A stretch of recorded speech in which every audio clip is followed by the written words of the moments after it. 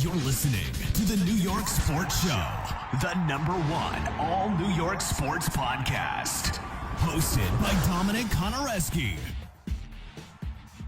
The New York Jets seem to be officially moving on from Zach Wilson and making Tim Boyle QB1. Let me remind you, Tim Boyle was Aaron Rodgers' primary backup in Green Bay, and he has a lot of experience with the offensive scheme that Nathaniel Hackett did in Green Bay. And him and Nathaniel Hackett's relationship goes all the way back to the early 2010s. In 2012, Hackett himself tried to recruit him to Syracuse, where Boyle would end up going to UConn. And that's one of the biggest things I've seen this week. Everyone is bringing up Tim Boyle's stats when he was quarterback at UConn for the Huskies. We all know at this point, he threw 1 touchdown to 11 interceptions. You cannot get on a quarterback whose stats are more than 5 years old at this point. Overall in the NFL, he's an undrafted quarterback who I feel like has made a solid time in his NFL career. From 2019 to 2023, he's appeared in 18 games and has 73 completions in 120 passing attempts. That's a 60.8 pass completion percentage.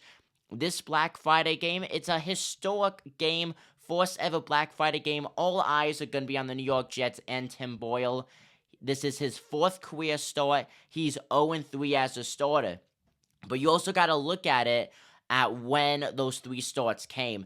That was with the dysfunctional 2021 Detroit Lions, who had one of the worst offenses and one of the worst defenses in the league. So I do think that Tim Boyle did a solid job in those starts. His NFL numbers, 3 touchdowns to 9 interceptions. And a lot of people also going off of his Buffalo Bills appearance.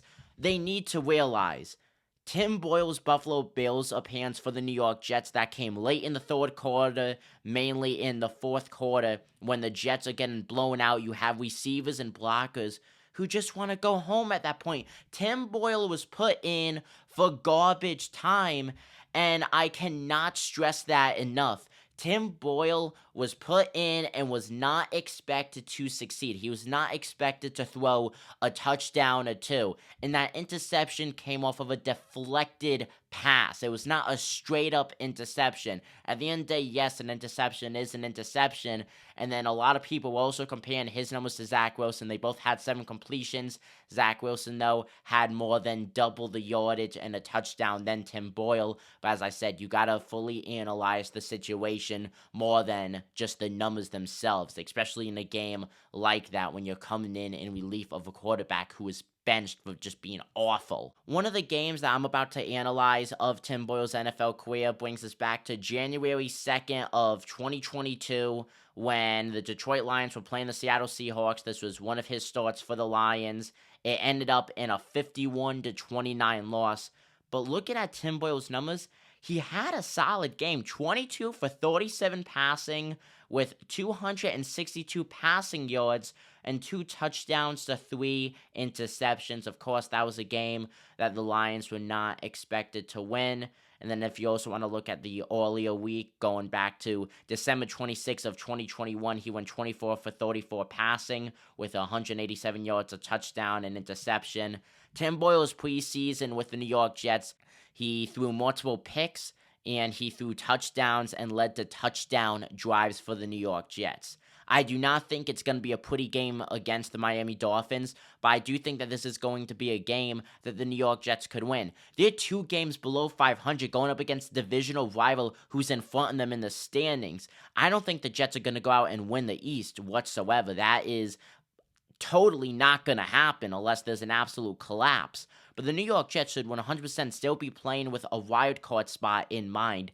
A win on Friday puts them just 1 game below 500, and they still will have to face Miami again later on this season, along with the New England Patriots. So there is a solid chance that the Jets could sneak into a wild card spot and finish possibly second in the division, because the Buffalo Bills are still right in front of them. They're 6-5.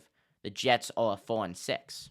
And Tim Boyle, he's being treated like how Mike Wright was. I would not be surprised if we see some Jet players getting Tim Boyle t-shirts. I would love to see that, actually. Tim Boyle is a very solid quarterback. I don't think that he's an NFL starter. I don't think that he is the caliber quarterback to be an NFL starter. But at the same time, he has never really gotten a chance. He has all the weapons in front of him offensively, not to mention one of the best defenses in the league. The odds are all in Tim Boyle's favor, in my opinion. This is a prime opportunity for Tim Boyle to show what he could do. Let me remind you, he is a 3-time state champion winner in high school. He went to Xavier High School in Connecticut, won 3 state championships. That may be high school football, but he is a champion. He has that championship mindset. I'm very excited to see what Boyle could do on Black Friday.